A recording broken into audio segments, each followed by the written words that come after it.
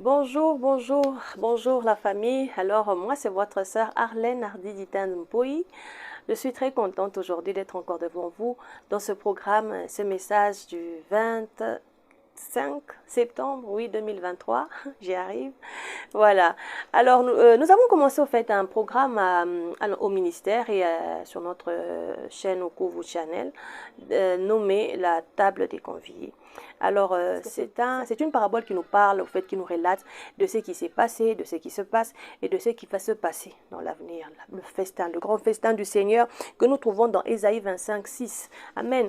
Alors, nous aimons cette parabole parce que quand vous voyez dans les débuts de la parabole, le maître envoie son serviteur pour aller chercher, pour aller appeler ses invités. Maintenant que la table, ils sont 10 invités que le maître avait déjà invités, mais le jour du festin, le maître envoie son serviteur pour appeler ses invités, mais il se fait que ces invités-là n'étaient pas disponibles.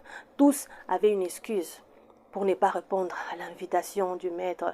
Alors cela, nous voyons le maître représenté dans cette parabole, représente Dieu et son peuple qu'il invite, mais son peuple n'a pas été disponible.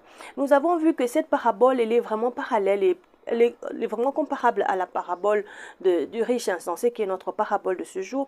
Le riche insensé, lui, il était occupé. C'est juste pour faire voir comment est-ce qu'aujourd'hui, nous sommes aussi occupés à faire les choses de ce monde, à travailler, n'est-ce pas? Et même à être sur les réseaux sociaux. Alors c'est seulement ça, cette comparaison que nous voulons un peu relever dans cet enseignement de ce jour, parce que nous voyons aussi aujourd'hui comment est-ce que nous sommes tant occupés à courir, à pouvoir atteindre certains objectifs, à pouvoir atteindre un niveau où à courir derrière des richesses, à courir derrière des accomplissements. C'est ce que c'est aujourd'hui. Alors, quand nous voyons dans la parabole des conviés, le premier invité, quand le serviteur arrive, le premier invité lui dit non, j'ai acheté des terres, j'ai acheté plutôt un champ, je dois aller le voir. Et le deuxième invité lui dit non, moi j'ai acheté 5 paires de vaches, je dois aller les essayer. Un autre dit je viens de me marier, voilà pourquoi je ne peux pas venir. Amen. Ça veut dire que les choses de ce monde, c'est qu'ils avaient, à leurs yeux, étaient plus importants. Vous voyez que ce sont des richesses. Ce sont des choses aujourd'hui qui sont importantes. Donc ça peut t'arriver à toi, qui me suis en ce moment, que tu as ces choses que tu cherches à atteindre ou à avoir, que tu ne priorises plus Dieu. Ça veut dire pour toi, ce qui est prioritaire, c'est les choses de ce monde, comme on l'appelle dans la parole de Dieu. Nous courons derrière les richesses, nous courions derrière la renommée, nous courons derrière avoir accumulé des richesses. Mais nous allons voir que ces riches insensés qui se trouvent dans la parabole de Luc 16, non plutôt Luc 12 du verset 16, vous allez voir que ce riche insensé avait accumulé ses richesses. Il avait eu ses richesses. Mais le jour où il se rend compte, il se dit, j'ai beaucoup de richesses. Qu'est-ce que je vais en faire? Il commence à parler à son âme. Qu'est-ce que je ferai de ces richesses?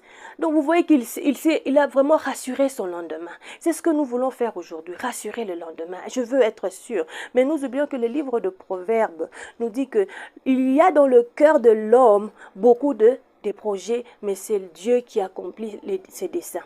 Ça veut dire que tu peux aller encore, tu peux avoir tous tes projets, les ambitions. Je ne suis pas contre ces choses, mais ici, il faudrait prioriser Dieu et aussi être, comme Jésus-Christ le dit dans cette même parabole de riche insensé, que si un homme est riche pour lui-même, ça ne compte pas.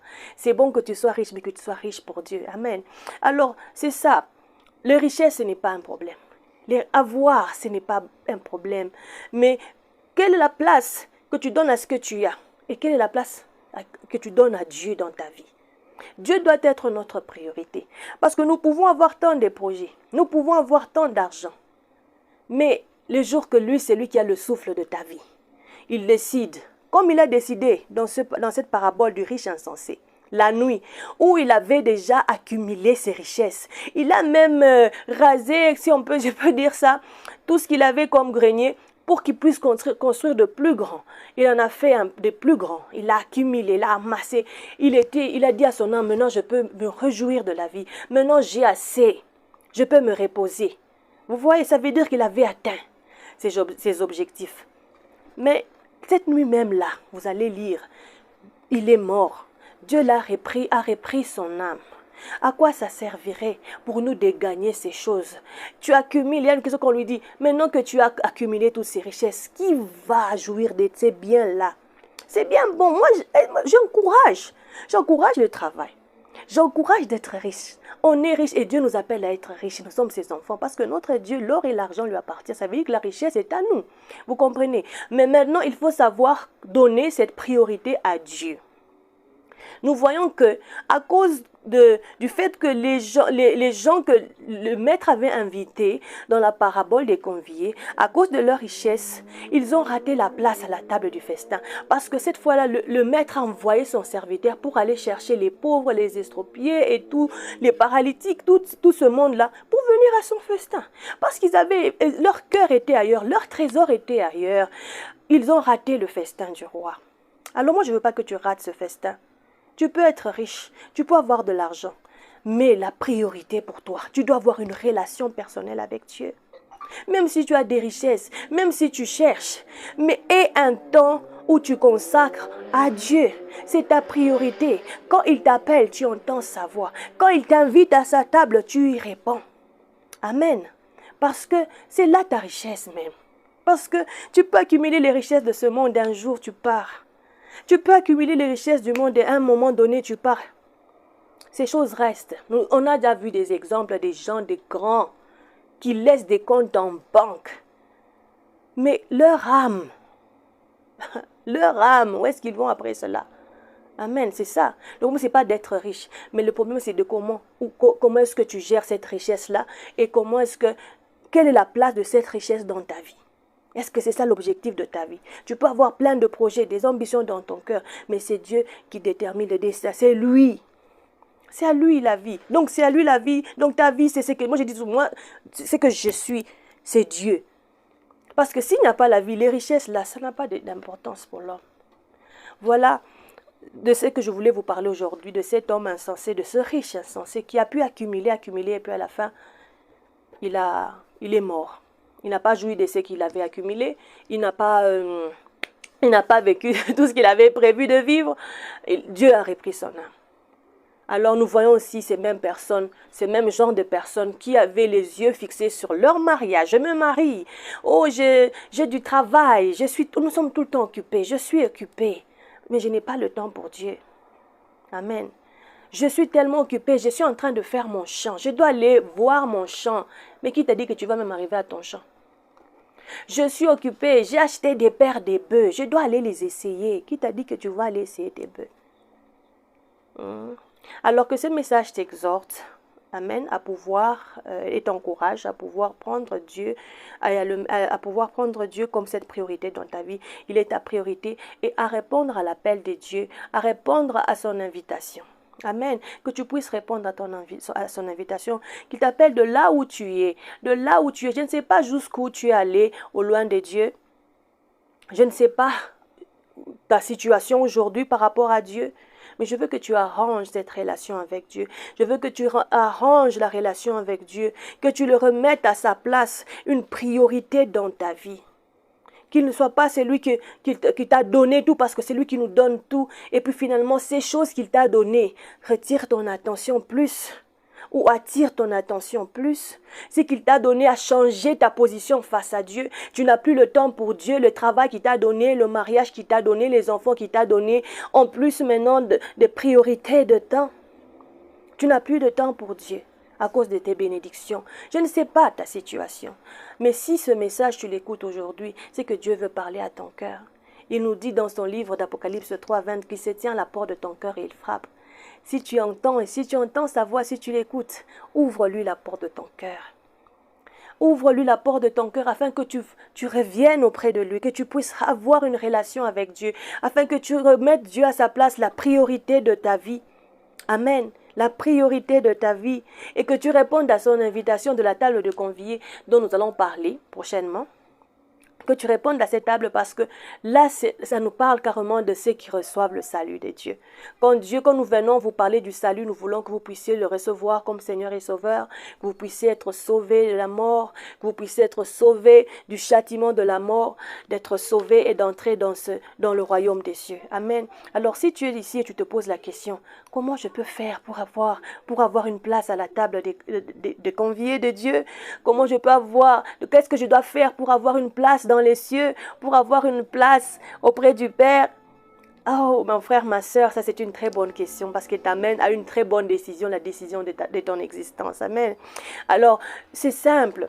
Nous avons la réponse dans le livre de Jean 3, au verset 3, où le Christ répond à Nicodème que aucun homme ne peut voir le royaume des cieux s'il n'est né de nouveau.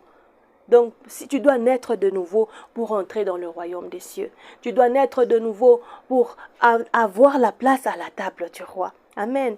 Alors il frappe encore en ce jour à la porte de ton cœur. Ouvre-lui ton cœur. Laisse-le entrer dans ta vie. Reçois-le comme ton Seigneur et ton Sauveur. Si ce message t'a parlé, si ce message t'a interpellé, reçois Jésus-Christ aujourd'hui. Répands-toi. Demande-lui pardon. Dis Seigneur, pardonne-moi parce que je me suis éloigné, parce que je suis allé loin, parce que je n'étais pas mis à ta place. Tu n'as pas été ma priorité, mais les choses de ce monde sont devenues ma priorité. Pardonne-moi Seigneur. Je reviens à toi. Je reviens à toi. Alors que Dieu te bénisse de là où tu es. J'aimerais que si tu as pris cette décision aujourd'hui de pouvoir suivre Jésus-Christ, de pouvoir répondre à l'invitation qu'il te donne aujourd'hui, l'invitation de cette table dont je parlais. Amen. Cette table dont j'ai parlé d'Ésaïe 25, 26. Si tu veux faire partir de cette grande famille ou de ces invités qui vont s'asseoir à la table du roi, fais avec moi cette prière. Seigneur Jésus, merci de ce que tu es mort à la croix pour moi. Merci pour ton amour et pour le pardon du péché. Je reconnais que je suis pécheur, Seigneur, mais je crois que Dieu t'a envoyé pour me sauver. Je crois que tu es mort et ressuscité. Merci pour le pardon que tu m'accordes. Merci pour l'œuvre de la croix qui me sanctifie et qui me purifie. Merci Jésus. Je te reçois comme mon Seigneur et mon Sauveur personnel. Merci Seigneur Dieu. Dirige ma vie. Conduis-moi désormais, je t'appartiens. Mon âme, mon corps et mon esprit est à toi. Amen. Gloire au Seigneur. Alors, si tu as fait cette prière avec moi, je te souhaite la bienvenue dans la grande famille de Jésus-Christ, dans la grande famille de sauvés, de rachetés. Tu commences une nouvelle vie. Tu commences une nouvelle vie. Alors, c'est un processus. Si tu l'as fait avec moi, tu vas aussi aller chercher dans ton quartier une église. N'est-ce pas, où tu vas leur dire que j'ai reçu le Seigneur Jésus-Christ comme mon sauveur et Seigneur personnel avec la sœur Arlène Hardy. Alors j'aimerais suivre le processus parce que tu dois passer aux affermissements, au baptême, voilà, et toute la vie d'affermissement à l'église. Tu as besoin de grandir dans la foi, alors cela ne peut se faire qu'à l'église. Alors que Dieu te bénisse. Alors sinon, tu peux toujours me contacter sur Instagram, par email, Arlène Hardy DM. @gmail.com. Voilà. Et là, on peut parler, je peux aussi t'orienter. Alors que Dieu vous bénisse. Merci beaucoup d'avoir suivi ces messages. J'espère que ça a été une bénédiction pour vous. À la prochaine. D'ici là, portez-vous bien et que la paix de notre Seigneur soit avec vous. Bye bye.